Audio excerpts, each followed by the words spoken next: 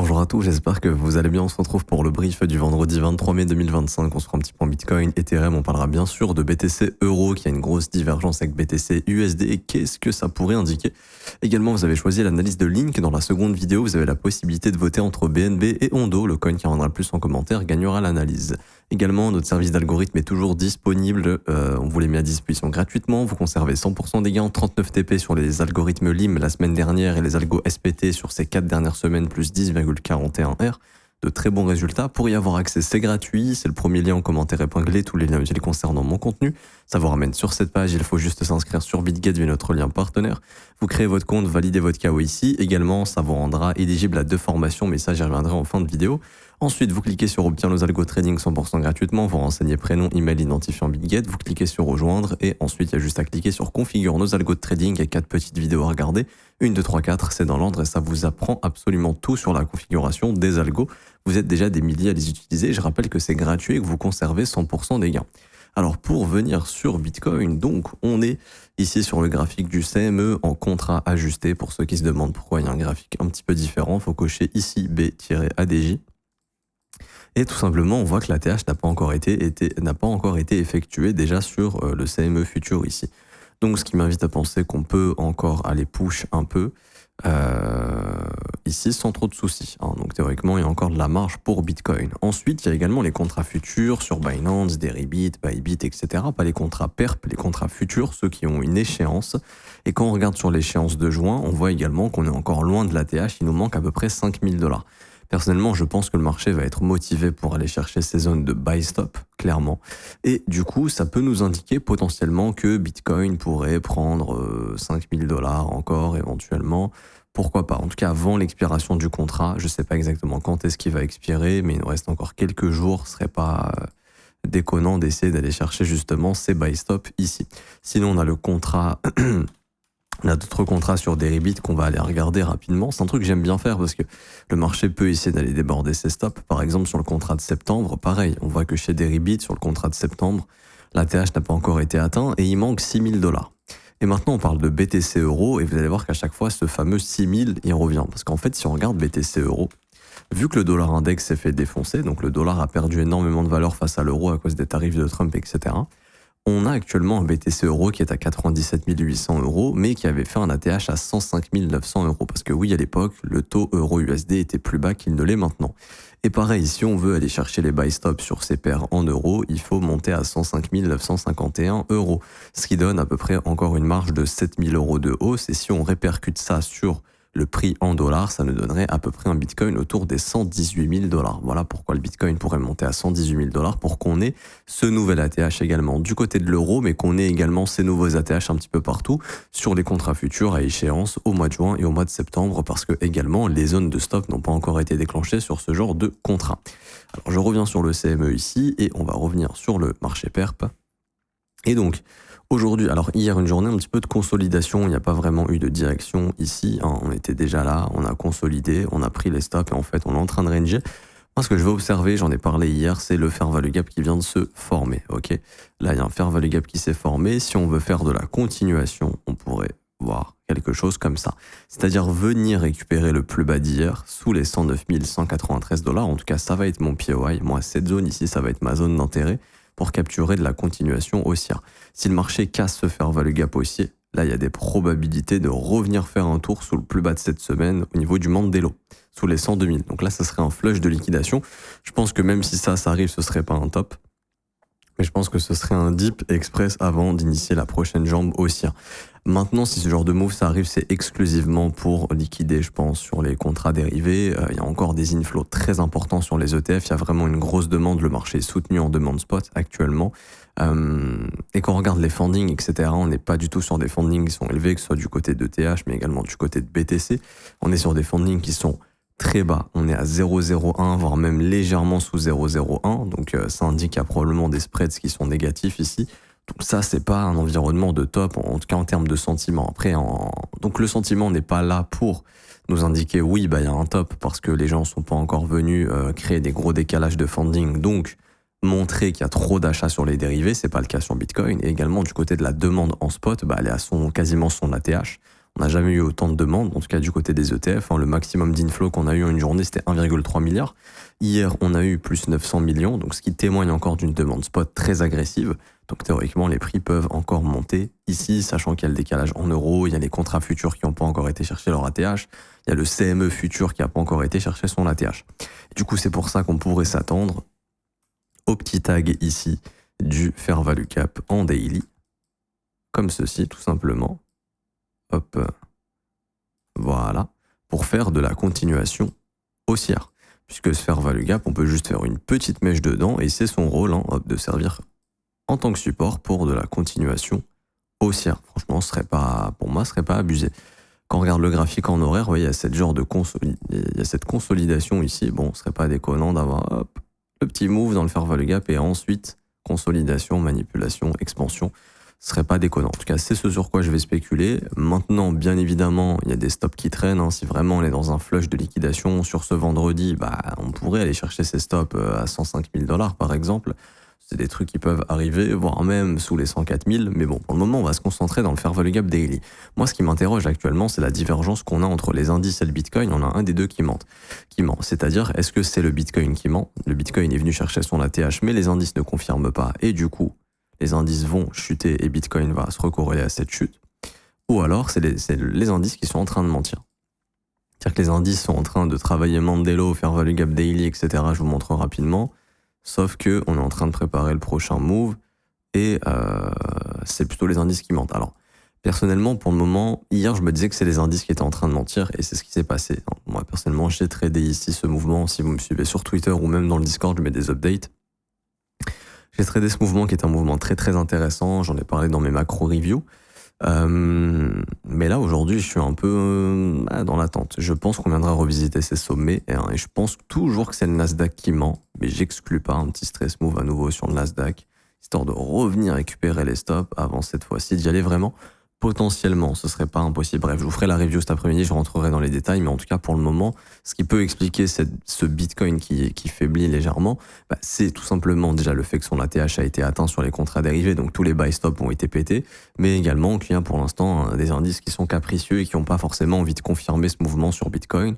Quand les indices vont se réveiller, à mon avis, ça va également permettre au Bitcoin de bien poursuivre son mouvement. Maintenant, je pense pas qu'on est top ici. Je pense que c'est une zone de profit pour des swing traders, bien évidemment. Mais je pense pas non plus que ce soit forcément un top en mode c'est la fin du monde pour BTC. Pour le moment, non. Je pense qu'on peut essayer d'aller déborder les ATH en euros sur les contrats futurs. Donc, je pense qu'il nous manque encore quelques milliers de dollars au minimum à prendre. Et puis, même quand on regarde les liquidations ici, on voit quand même qu'il y a encore un paquet de liquidations jusqu'à 117 000. Donc tout pointe vers 117, 118 à chaque fois, que ce soit au niveau des contrats futurs, que ce soit au niveau du prix en euros, des liquidations, des points de liquidation. C'est vrai qu'il y a pas mal de points de liquidation à aller chercher encore dans ces niveaux. Donc ce serait intéressant d'y aller. En tout cas, d'un point de vue exécution de buy stop pour sortir un maximum de vendeurs. Et quand je regarde un petit peu ce qui se passe sur les contrats dérivés, je vois que pour le moment, il n'y a pas d'achat sur les dips. C'est-à-dire que les gens ferment toujours leur position quand ça dip. Ils ne rajoutent pas du Bitcoin. Ils ferment leur position pour le moment. Vous voyez ici, hop, ça ferme les positions. Ça achète quand ça monte, ça c'est sûr. Mais quand ça dip, ça ne rachète pas. Et ça témoigne encore d'un sentiment qui est fébrile. Les gens ont peur d'acheter quand ça baisse, ils préfèrent acheter quand ça monte. Ce qui témoigne que voilà, en cas de dip, les gens vont pas acheter pour le moment. Et donc ça peut indiquer qu'on peut aller plus haut. Généralement, on a top quand le prix, par exemple, monte, comme ça, que les open interest suivent plus trop. C'est-à-dire que les gens sont plus trop chauds pour acheter et que les gens sont que chauds pour acheter sur les dumps. Quand ça dump et que les open interest remontent, c'est-à-dire que là, très généralement, le marché a switch. Il y a vraiment ce truc de « ok, on doit acheter les dips » et quand le marché passe en mode « on doit acheter les dips », généralement, c'est pas des dips. C'est justement des rebonds qui mènent à chaque fois plus bas et qui inversent la dynamique et ça, je le vois pas encore sur l'open interest. Juste avant de passer à l'analyse Ethereum, comme vous le savez, j'ai lancé un petit accompagnement 100% gratuitement, valeur estimée 4 000 €. Le but, c'est de vous former à nos côtés. Vous allez avoir accès au mentorship complet de 22 vidéos, l'accès à l'accompagnement sur le Discord, les analyses de vidéos quotidiennes, sessions de trading en replay. Pour nous rejoindre, c'est très simple, c'est le premier lien en commentaire épinglé, tous les liens utiles concernant mon contenu. Ça vous ramène sur cette page, il faut juste cliquer sur ce lien, rejoindre mon accompagnement trading Forex et indices gratuit. Ça va vous former de A à Z, on va trader le Forex et les indices ensemble. Vous avez juste à vous inscrire sur PrimeXBT via notre lien partenaire PrimeXBT qui permet de trader les commodities, le Forex, les indices avec du collatéral crypto. Hier, je me suis encore régalé sur le Nasdaq, j'ai pu exécuter pas mal de trades enfin 2 trades, un sur le Nasdaq, un sur le SP500. Le Nasdaq qui a apporté quelques TP.